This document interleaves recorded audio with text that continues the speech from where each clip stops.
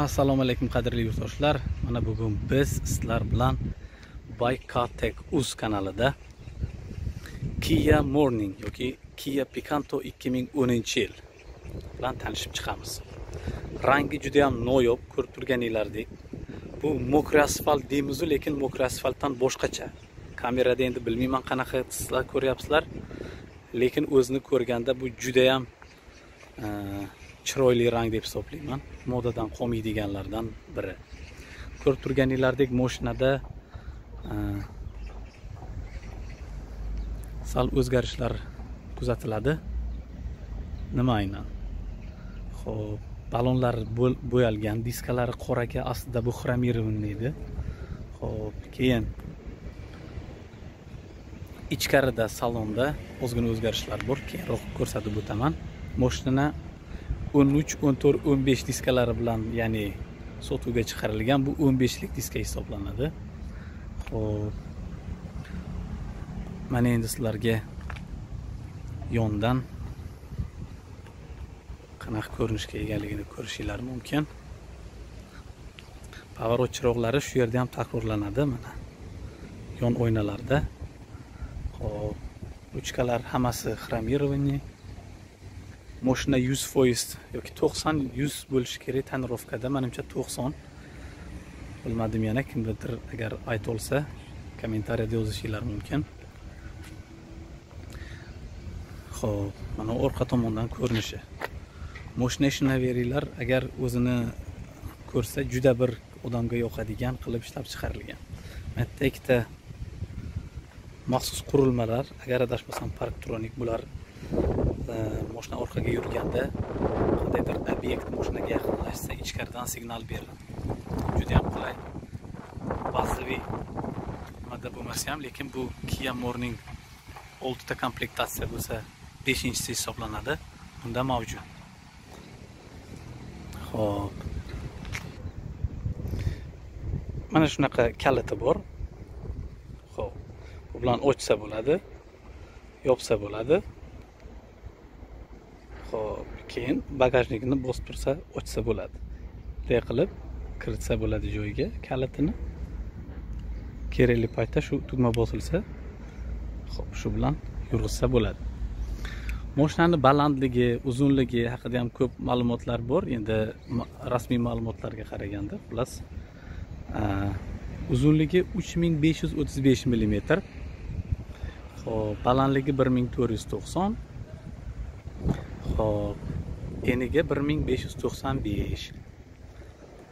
Men o'ylayman bu mashina hatchback bo'lganligi uchun 4 ta katta odamga sal kichikroq hisoblanadi.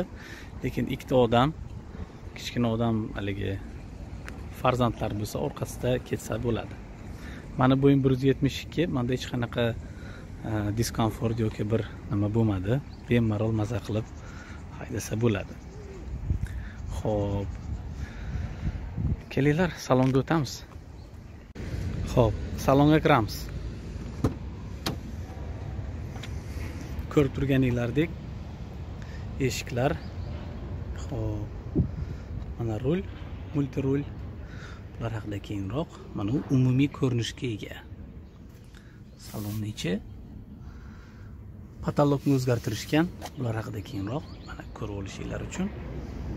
Xo'p. Kelinglar, salon haqida batafsil gaplashamiz. Mana biz salondamiz. Ko'rib turganinglardek multi rul. Salon hamma yog'i qop-qora. Faqat mashinaning rangi mana shu yerdagi qandaydir plastikda mashinaning rangini yana shu yerda takrorlagan. Keyin shu magnitofon yonida mana chetida bunday. Xo'p, bo'ldi, qolgan hamma yoq plastikdan qilingan. Yaxshigina plastik. Manetlari, lekin material. Sidenya bilan shu yerda material ishlatishgan. Xromlashtirilgan ruchkalar. Ko'rib turganinglardek 4 ta oyna hammasi elektron boshqariladi, qulflanadi. Keyin bokovoy, ya'ni yon haligi oynalarni elektriskiy o'zgartirsa bo'ladi. Xo'p, bu yoqda klimat kontrol nimalari. Multi rul telefon uchun. Xo'p, bu yoqda radio uchun yoki audio sistemani boshqarish uchun ishlatsa bo'ladi. Mute, ya'ni ovozini pasaytiradi. Bu yoqda radio, MP3 yoki AUX ishlatayotgan bo'lsangiz, shularni o'zgartirsa bo'ladi. Treklarni oldinga, orqaga tutsa bo'ladi, ovozini ko'tarib tushirsa bo'ladi. Bu telefonda ham xuddi shunaqa ishlaydi. Xo'p, mashinani saloni haqida gapiradigan bo'lsak, mashinani ichidan turib ugli obzorlar juda yaxshi ko'rinadi. Endi bilmayman kamera qanaqa ko'rsatadi, lekin ichidan turib mashinani hamma yo'lni deyarli ko'rsa bo'ladi. Mana bu stoykalar deyarli odamga xalaqit bermaydi. Bemalol ko'rib boshqarsa bo'ladi.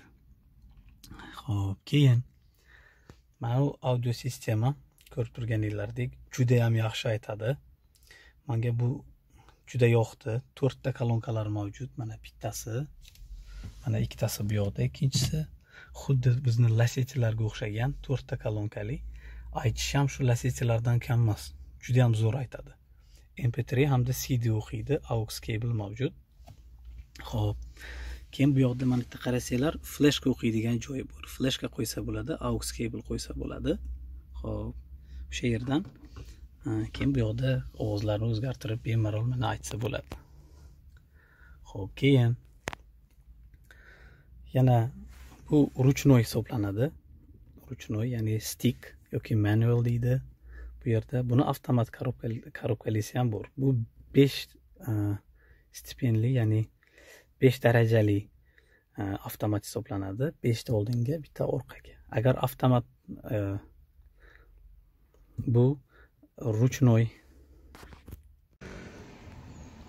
Mana biz mashinani ichidamiz. Xo'p, salon ko'rib turganinglardek qop-qora. Faqat shu sariq qanaqadir chiziqlar mavjud. Bu mashinani o'ziga xosligini ko'rsatib turadi, ya'ni komplektatsiyasi o'sha eng yuqorilaridan. Mashinani patologiyaga e'tibor bersanglar, buni o'zlari qo'yishgan, ya'ni issiq tushadi deb. Yozlar juda ham issiq bo'ladi Koreyada.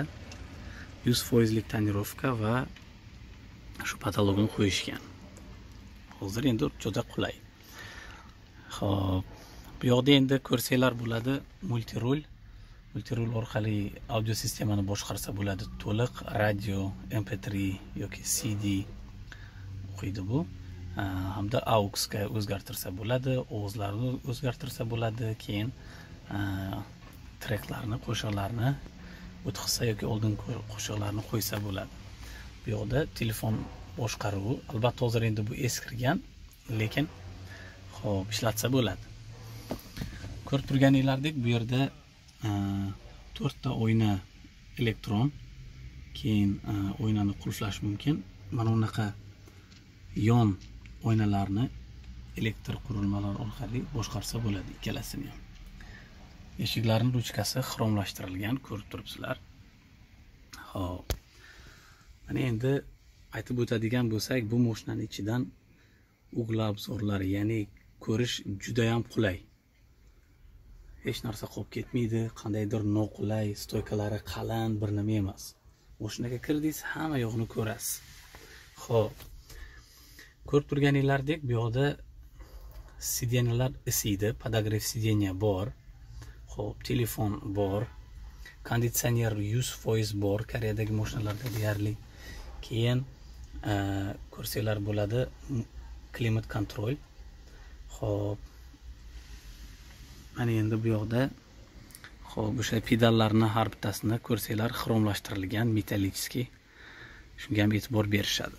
Ko'rib turganinglardek, bu ruchnoy hisoblanadi. Buni avtomat hamda manual ruchnoy stick ham deydi. Ikki xil korobkasi mavjud. Motor haqida gapiradigan bo'lsak, korobka haqida gapiradigan bo'lsak, bu mashina xo'p, Kia Morning 2-pokoleniya 67 ta o't kuchiga ega hamda xo'p, benzin gazlik varianti mavjud. Gazligi faqat propan, bizdagi bu yoqda LPG deyiladi. 67 ta o't kuchi juda ham yaxshi tortadi. Bu aynan gaz varianti. Juda ham tejamkor. Kimki agar shu Koreyaga kelib mashina olib benzindan yoki yoqilg'idan ekonom qilaman desa, albatta shu mashinani men tavsiya qilaman. Juda ham zo'r mashina, juda ham ekonom. Koreyaning pulida 22 ming, 23 mingga benzin qo'yib yoki gaz qo'yib 400 kilometr plus yursa bo'ladi. Shaharning ichida 350 dan boshlab 400 gacha, faqat agar dalniy yo'l bo'ladigan bo'lsa 400 dan plus yurishingiz mumkin. 450 gacha. Xo'p, yana nimalar aytsa bo'ladi? Bu mashinani hozir 5 ta avlodi chiqqan. 2020-yillarda shu ko'p Koreya mashina ishlab chiqaruvchilari dizaynni o'zgartirib zo'r mashinalar chiqqan. Ular haqida ham albatta obzor olamiz. Xo'p, mana endi hozir orqa o'rindiqqa, haligi orqa o'rindiq hamda bagaji bilan tanishtirib o'taman sizlarni. Mashinaning korobkasi haqida gapiradigan bo'lsak, 5 bosqichli, 5 ta oldinga, 1 ta orqaga. Bu ruchnoy variantida. Avtomat bo'lsa 4 ta etapli u oldinga. Ya'ni D ga solganingizda 4 ta darajada haligi o'zgartirsa bo'ladi. Xo'p, mashina ko'rib turganinglardek mana shunaqa ko'rinishga ega. Speedometr, xo'p, ko'radigan bo'lsak 180 gacha. Aslida 163 maksimum tezligi deyishadi ofitsialni. Xo'p, ko'rib turganinglardek mana u bak oxirida qizil. Bu nima degani? Bu gaz degani. Gazli mashina. O'sha qizilga hech qachon yetib bormaydi. Mana hozir men ko'rsataman sizlarga. Ko'rib turganinglardek shunaqa salon. Haligi tablolari. Muzikani aytishini ko'ryapsizlar.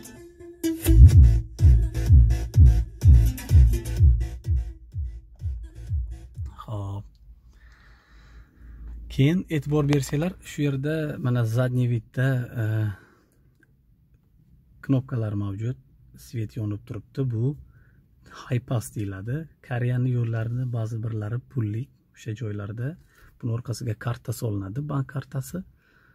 Registratsiya qilib o'tib ketayotganingizda to'xtashga hojat yo'q, ya'ni elektron pulingizni yechib olaveradi.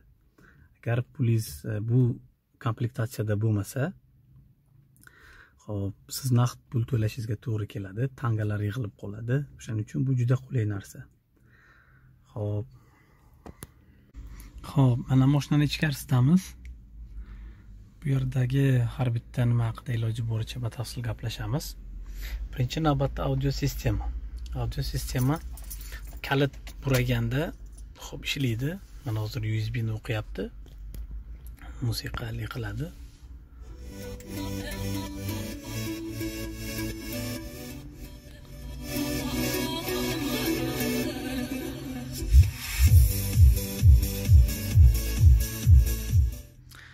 Juda yaxshi aytadi. Xo'p, keyin bu yerdagi knopkalar shu CD, radio, FM haligi o'zgartirsa bo'ladi. Keyin radiolarni har bittasini yozib qo'ysa bo'ladi. Bosib tursa knopkalari topgan kanalni o'sha knopkaga zapis qiladi. Keyin aux kabel u yoqqa ulanganda shu knopkani bosamiz. Keyin telefondan bemalol muzikalarni eshitsa bo'ladi. Xo'p, keyin agar fleshka tiqilganda, solganda papkalar bo'lsa, papkalarni shu knopkalar bilan regirovka qilib, qaysi papkani tanlab ichidan qo'shib qo'ysa bo'ladi. Xo'p, endi hozir yurg'izaman. Mana yurg'izishdan oldin kalit buralsa, mana unga e'tibor beringlar, sariq mana shu o'chish kerak. Keyin mana yuradi. Yurgandan keyin hamma svetlar o'chadi, remen, keyin ruchnoyni tushirganda.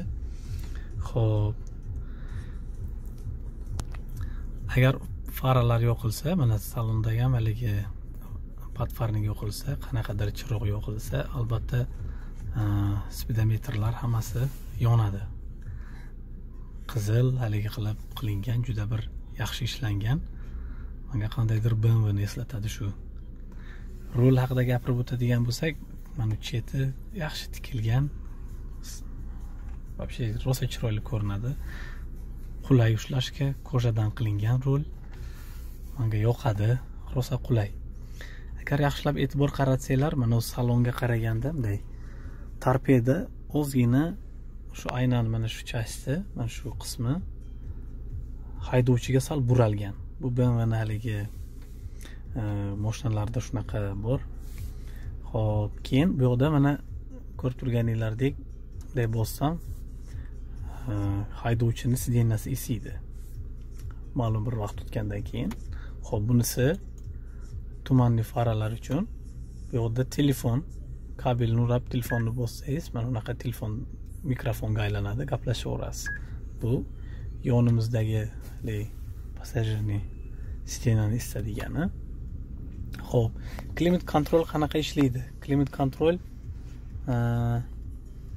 ishlashi, masalan, hozir 28 ko'chada ekan, ichkarida hech qanaqa haligi ko'rsatilmagan. Hozir men burayman shuni, mana misol uchun. Xo'p, burasam avtomatik ulanib ketadi. AC, air conditioner, ya'ni 26 qo'yib qo'yganman. Bu yoqdan men uni regirovka qilsam bo'ladi. Agar shuni hozir men 20 ga qo'yib qo'ysam, konditsioner ishlab turib 20 gradus bo'lguncha salon ichi ishlayveradi. Bu yoqdan mode, ya'ni pastdagi knopkadan bemalol o'zgartirib havoni nimaga haydasa bo'ladi. Oyoq qismiga, tepa qismiga va boshqa. Xo'p, bunday qilib off on o'chiramiz.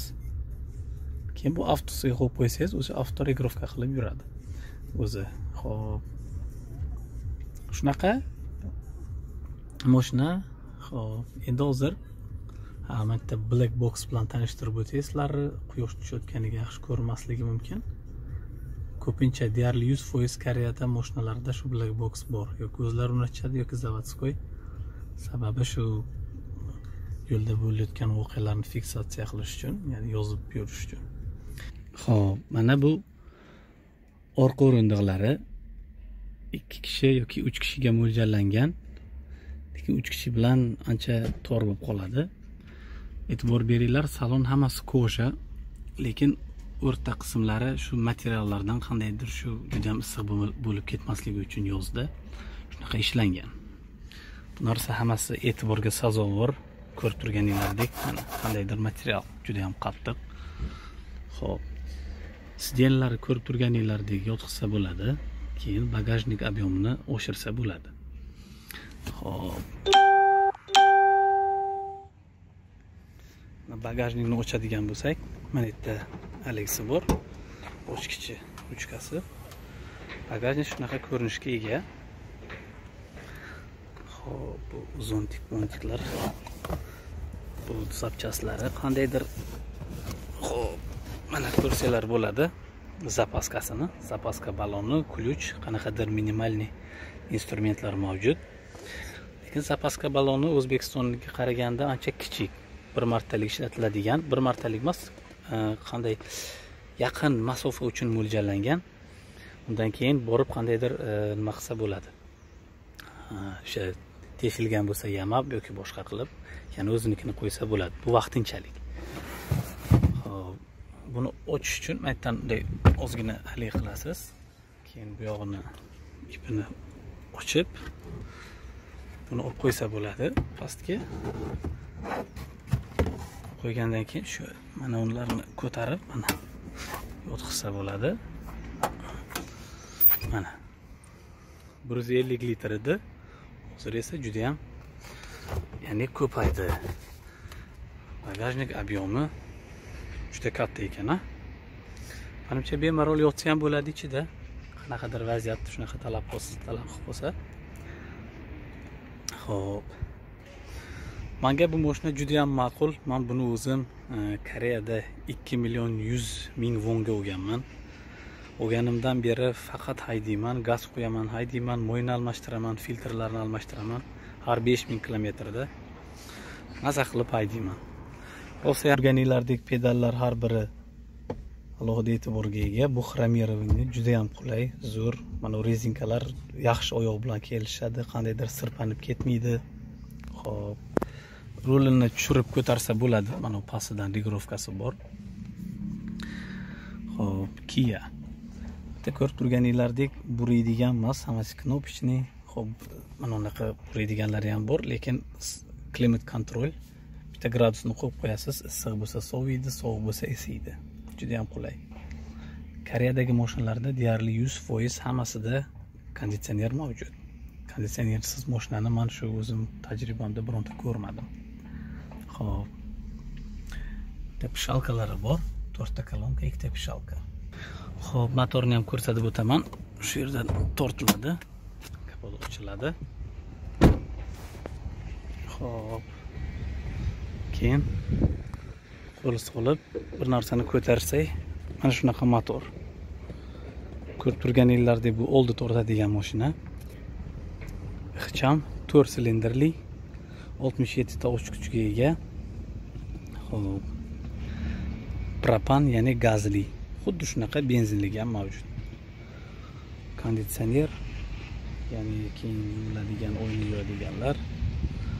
Piyodan bo'ylarni ko'rsa bo'ladi. Akkumulyator shu yerda joylashgan. Umuman olganda yomon emas.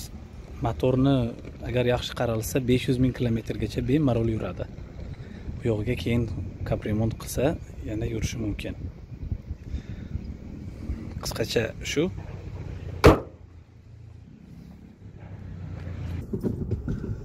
Xo'p. Haydaymiz. Mashinaning ichida qarasa, eshitib qarasa yaxshilab unchalik shum yo'q. Yaxshi ishlab chiqqan, shum izolyatsiyalari hammasi yaxshi qilingan. Yamaga keldik. Oh, qana qo'tat yamadan.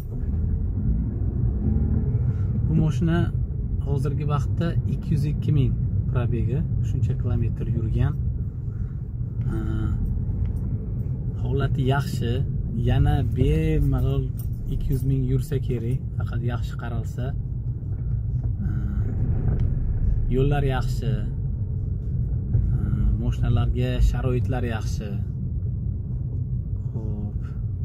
Yo'qlari har 5000 kilometrda almashadi. Shuning uchun ham mashinalarning umri uzoq. Mashina haqida aytib o'tadigan eng asosiy narsalardan biri juda ham tejamkor. Judayam tejamkor. O'shanga agar kim shu student bo'lsa yoki bir tejab haydamoqchi bo'lsa mashinani Koreyada, albatta shu mashinani maslahat beramiz. Haydab ko'rishsin, menimcha ma'qul keladi. Parkovkalarga, keyin shu pullik yo'llarga ham narxi juda arzon, 50%. Ba'zi joyda undan ham ko'p. Xo'p, mashinani qo'zg'alish haqida aytadigan bo'lsak, endi bu jaligi sporni deydi-yu. Savol, lekin 13,5-14 sekundda degan yo'q. Agar adashmasam 100 km tezlikka erishadi degan. Qanchalik to'g'ri, qanchalik xato bilmadim. Hech tekshirmagan ekanman, kim bilar, nasib qilsa kelasi videolarda boshqa mashinalarni shunday qilib tekshiramiz.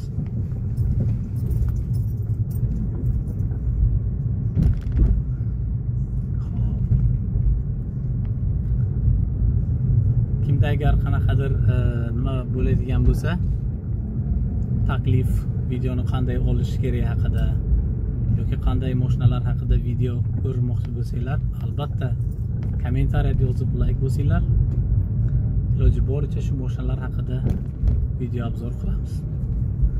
Ungacha hammaga xayr, salomat bo'linglar, sog' bo'linglar. Kelasi videolarda ko'rishguncha sog'lik, salomatlik hammamizga hamroh bo'lsin.